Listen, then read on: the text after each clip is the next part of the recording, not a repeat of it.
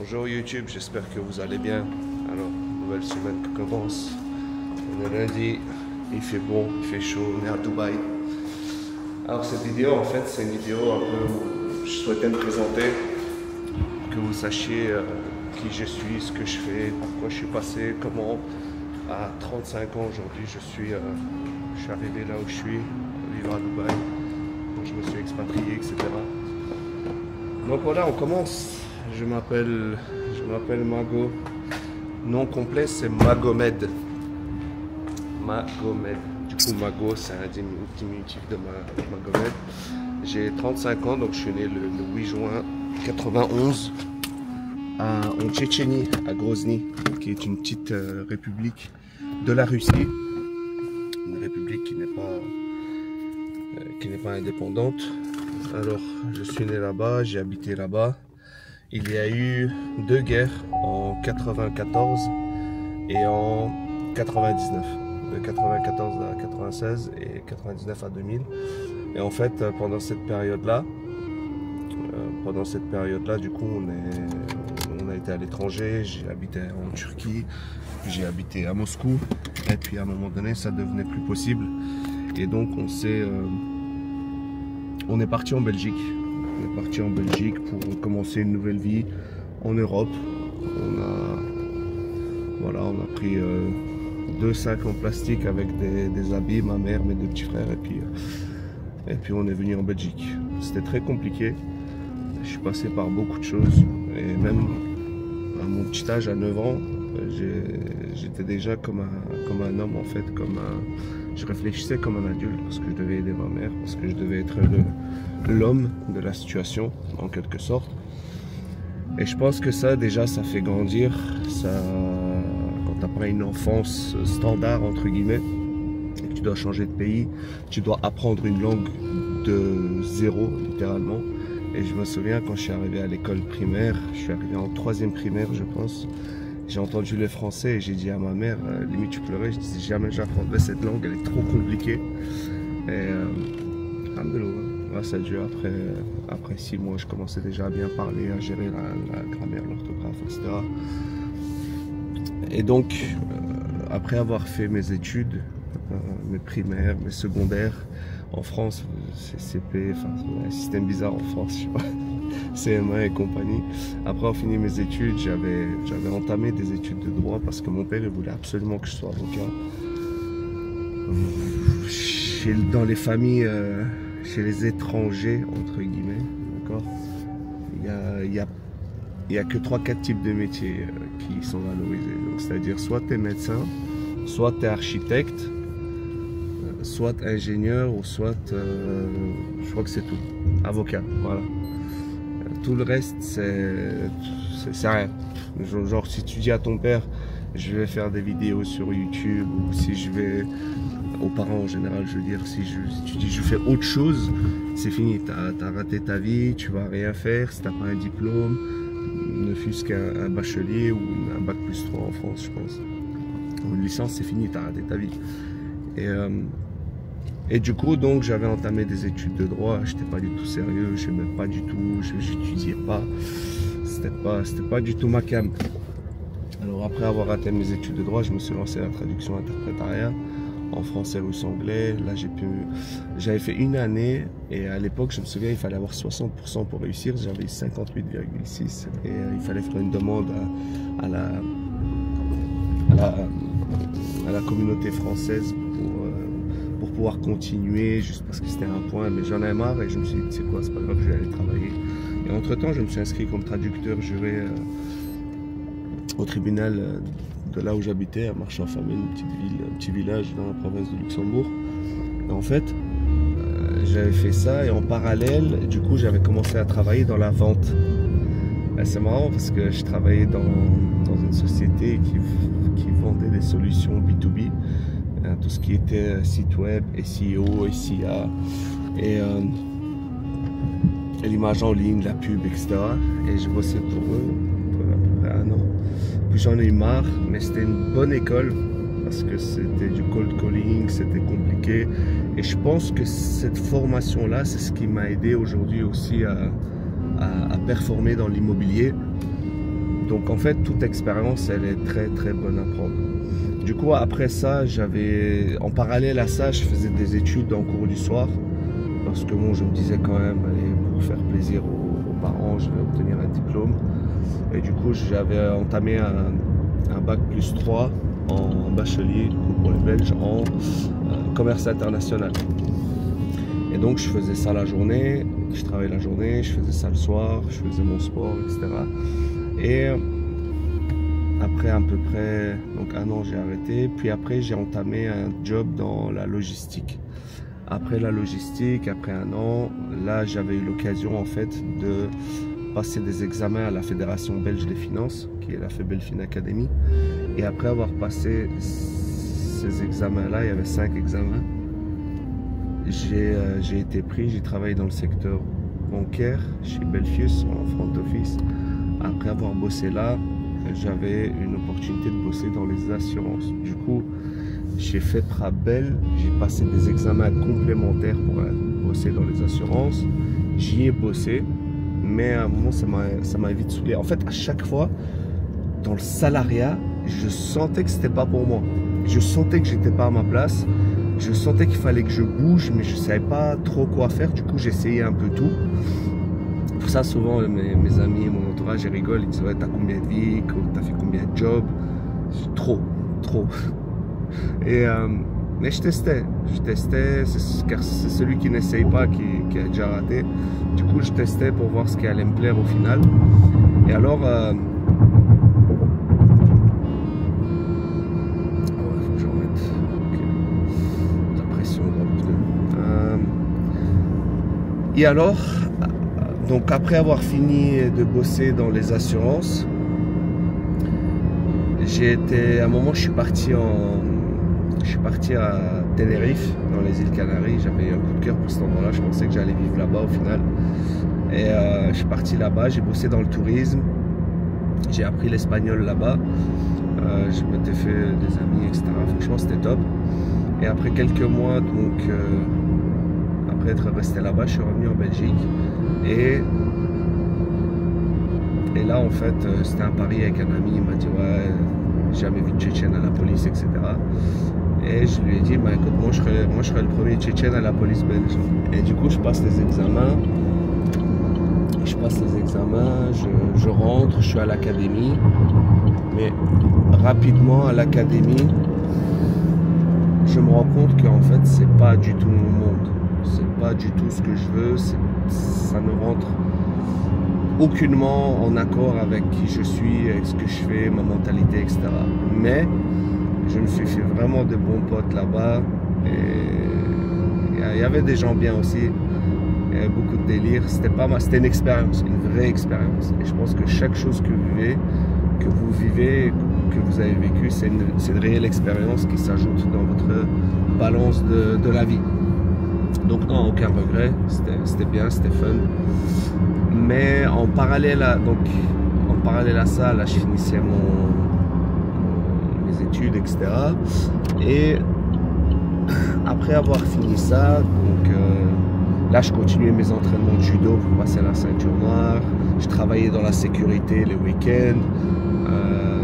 Au milieu de la nuit, j'avais passé des certifications pour bosser en tant qu'agent de sécurité.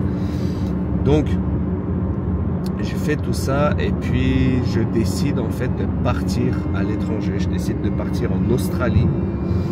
Et après la police, du coup, ben là j'ai un peu voyagé. J'ai été à Malte, Espagne, Russie, Tchétchénie, j'ai un peu bougé. Et puis je décide donc, comme je dis, de partir à l'étranger. Je pars en Australie, à Sydney. New South Wales, Sydney. Je pars là-bas, je pars en visa donc, pendant 1 an. Working Holiday Visa, ils appellent ça. Et donc je fais ça, je bosse dans différents secteurs. Et je me souviens, je bossais, j'avais un taf, c'était faire des burgers. Il y avait un autre taf, mes diplômes là-bas, ils en avaient rien à foutre. Donc il y avait un taf, je faisais des burgers. Il y avait un autre taf, je faisais déménageur. Et il y en avait un troisième que j'avais pris, c'était activité pour enfants. Vous savez, des familles riches qui ramènent les activités à la maison, on allait dans des villas, etc. Et c'était cette activité-là qui me payait le plus, en plus, c'était incroyable. Et j'enchaînais les 3. Et des fois, je dormais même pas. Je finissais... donc, je travaillais la journée en tant que déménageur. Je rentrais le vendredi soir. J'enchaînais le vendredi de 22 à 4, 5 pour faire les burgers. En fait, c'était à la sortie de soirée, tu sais, les trucs roulottes burgers, je faisais ça. Et le lendemain, samedi, le samedi matin, j'enchaînais avec les activités. Il fallait aller à l'entrepôt, chercher les trucs, aller là-bas, poser les jeux, faire les activités, etc. Puis tout ramener. Enfin bref, c'était la folie. Mais j'aimais ça. J'aimais ça parce que j'étais pas salarié, parce que je n'étais pas bloqué à un endroit et je sentais que c'était ce qu'il me fallait.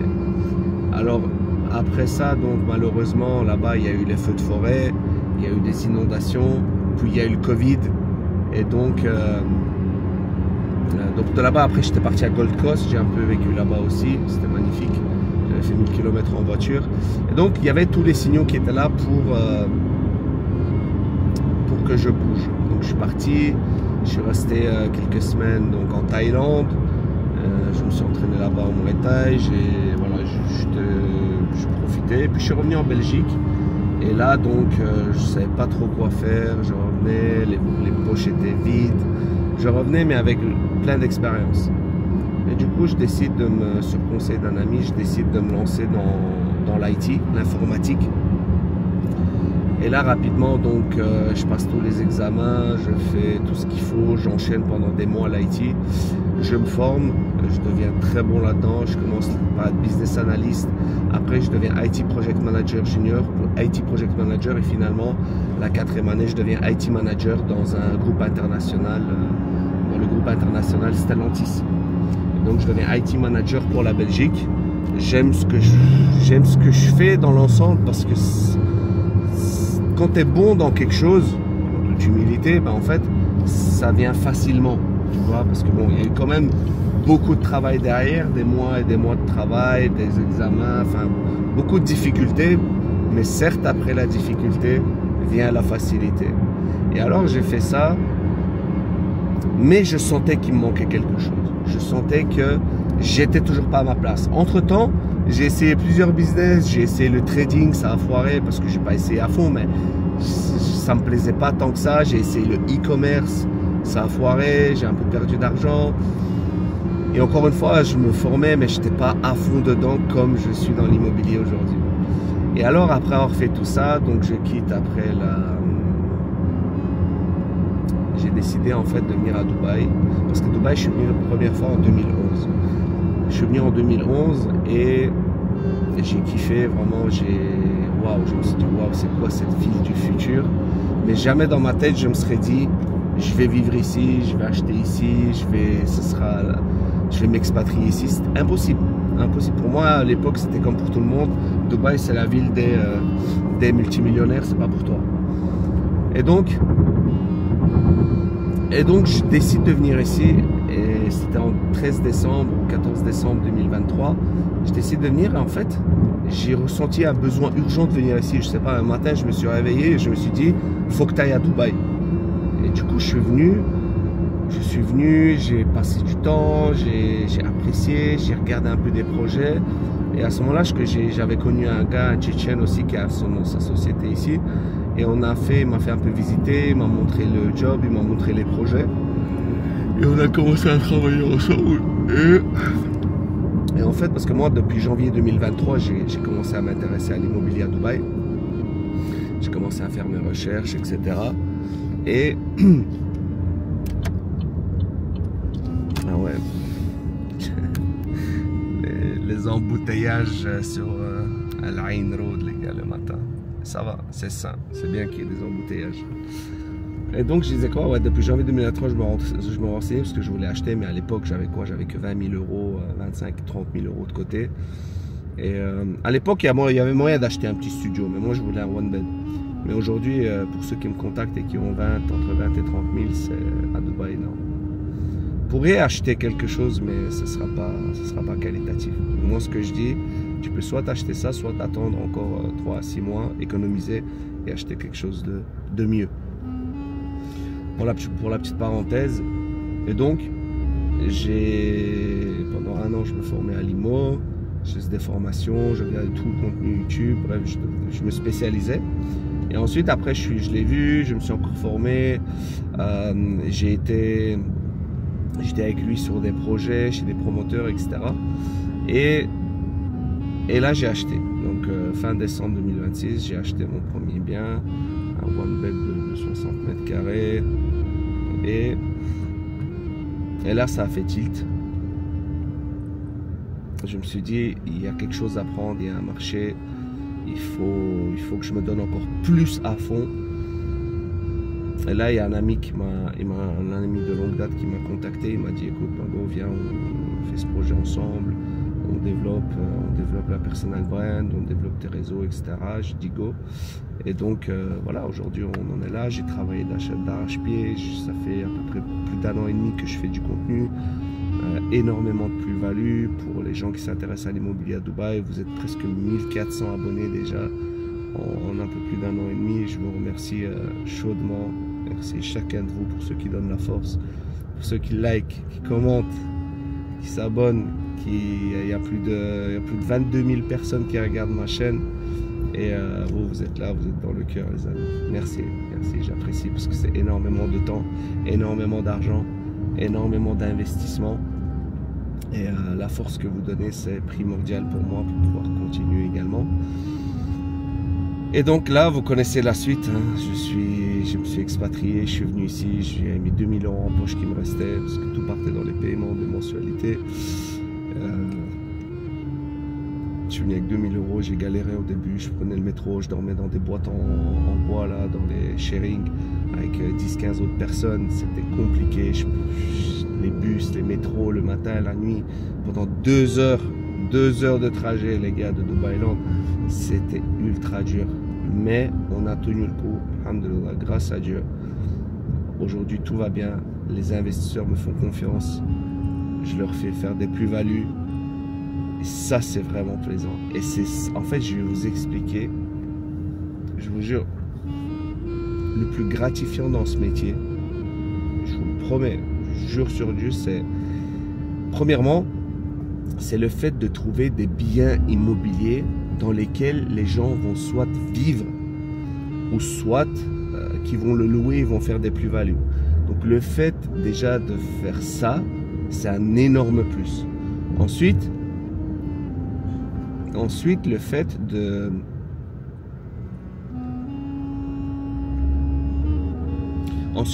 de rencontrer les gens à l'international, de rencontrer des entrepreneurs, des avocats, des architectes, des médecins, des managers de tous les pays, de toute l'Europe, France, Suède, Luxembourg, Belgique, Canada, Suisse, des médecins, enfin, des profils, des gens du Sénégal, du Congo, des gens qui sont là, qui se bougent, qui se battent tous les jours pour avoir une meilleure vie, pour donner une meilleure vie à leur famille, et qui sont là, qui ont compris la puissance de Dubaï, qui ont compris l'opportunité, et qui se lancent, c'est waouh. C'est ce que je dis à chaque fois, c'est faire ce genre de rencontre, ça n'a pas de prix, ça n'a pas de prix. J'aime trop, je n'échangerai ce métier pour rien au monde, je vous jure. Et une fois que, en fait, c'est simple, parce que une fois que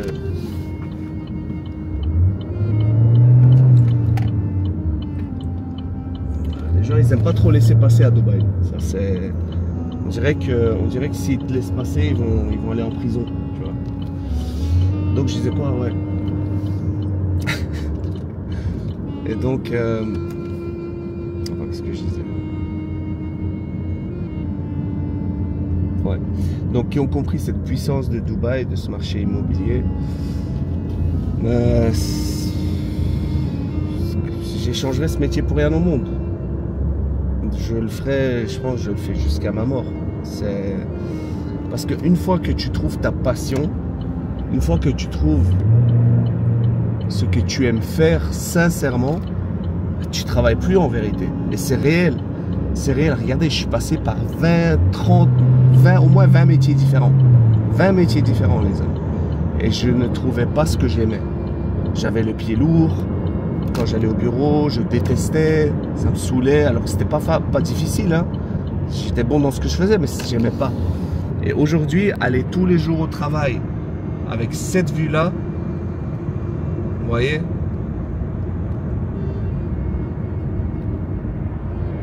aller au travail comme ça, avoir du soleil, de la sécurité, ne pas être matraqué par les impôts, c'est merveilleux. Je remercie Dieu tous les jours, il me donne toujours plus que ce que je demande. Grâce à Dieu, c'est magnifique. Et justement, le fait d'être dans cet environnement qui bouge, de rencontrer des entrepreneurs, de rencontrer des businessmen, de rencontrer, de travailler avec des promoteurs reconnus, donc faire en sorte que les gens investissent dans des biens d'exception comme ceux que je vous présente au quotidien, c'est un game changer, c'est un banger, j'aime trop les gars. Et voilà, c'était pour... donc aujourd'hui, voilà, déjà plus d'une quinzaine de personnes m'ont fait confiance. Merci à vous d'ailleurs. Et je vais continuer de me battre. J'ai hâte d'arriver d'ici 2, 3, 4 ans aux différents handovers. Parce que ça, c'est vraiment le moment le plus magique.